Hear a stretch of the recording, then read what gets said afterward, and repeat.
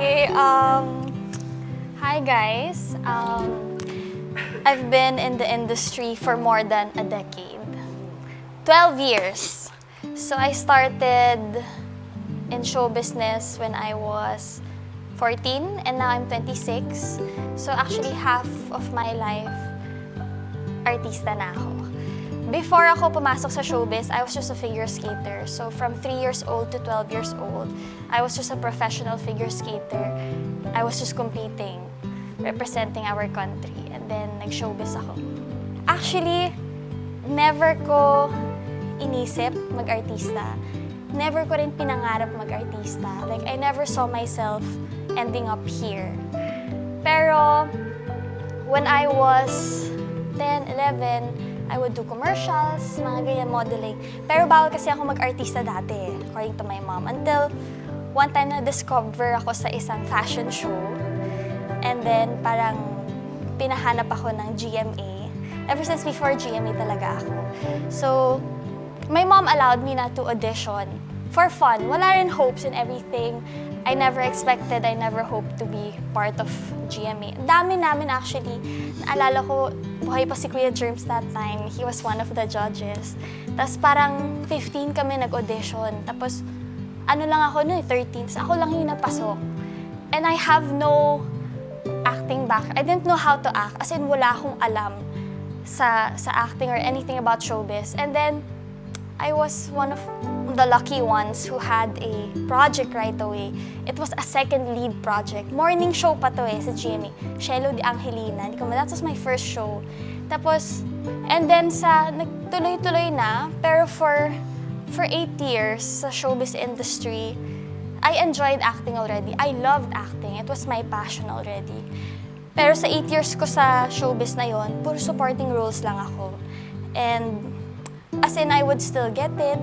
Hanggang sa, hindi ko na rin namalayan na 8 years na rin pala ako sa show business. And mga late ko na lang din nalaman na parang yung mga kabatch ko during the time I started in showbiz, parang they already got leads and everything. Tapos ako parang medyo stagnant lang yung role ko. Pero during that time, I was never jealous of any of them. I never envied them actually. I was just really enjoying all my roles. And actually, hanggang ngayon, kahit supporting roles lang ako before, I would say that I would always bring justice to my role. And I can say na I am really good at acting. And lahat ng mga nanonood sa akin, alam kong alam rin nila yun. So for 8 years, I was doing supporting roles. And I actually wanted to give up. Not give up showbiz because half of my life I was doing showbiz and hindi ko kasi alam kung ano pa yung pwede kong ibang gawin aside from figure skating and acting. I didn't finish school also because I pursued my acting career because I'm in love with acting and I love being an actress. So sabi ko, okay, fine, I will just settle for a supporting role for the rest of my life. Akala ko parang yun na yung calling ko sa showbiz. I didn't wanna quit pero parang I still wanna do acting.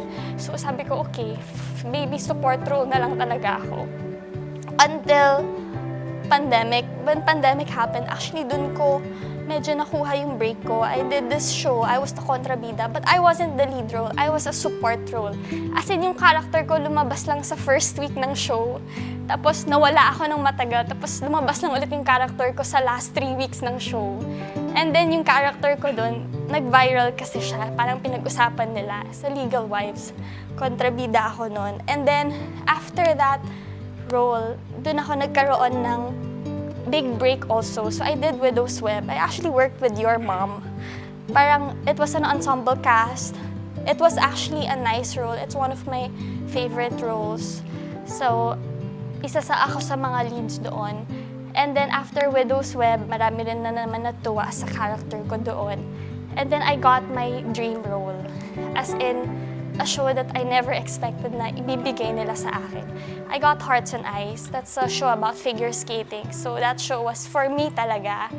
Yes, so that was it was a dream come true talaga. So I'm really grateful sa GMA na binigyan nila ako ng Hearts and Eyes. And Hearts and Eyes was actually an unforgettable show kasi it also changed my life. Not just as an actress, but as a person also. when I was doing Hearts Nice kasi, I was actually at my lowest. As in, I was alone that time because I started living alone. I ran away from home when I did that. So, I started from scratch. So, naglayas ako ng bahay. And then, kakabreak lang din sa akin ng jowa ko that time. I was broke as well.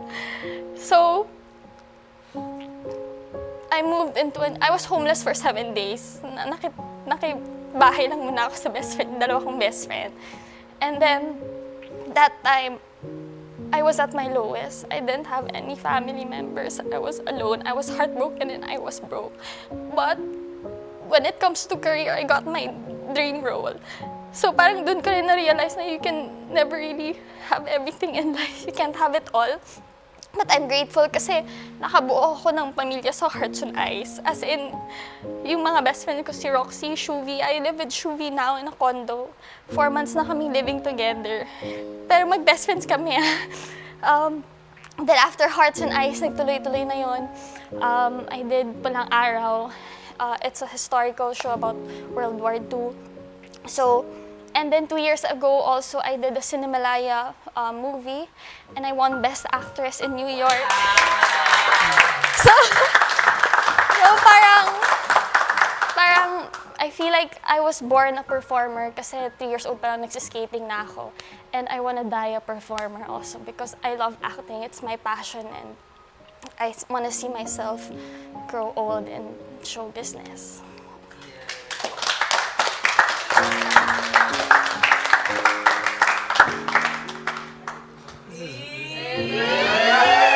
Hindi po lumalabas ako. Yung tanong ko sa'yo, will you marry me? Hindi ba malado? Bata pa.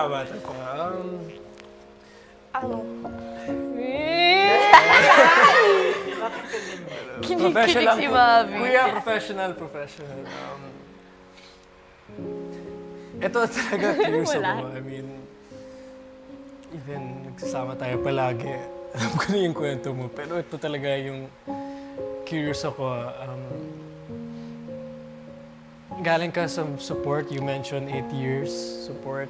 You got your different types of breaks sa iba't ibang serye. What's something na you expect to get from being in Pinoy Big Brother? Na sa tingin mo makakatulong sa'yo?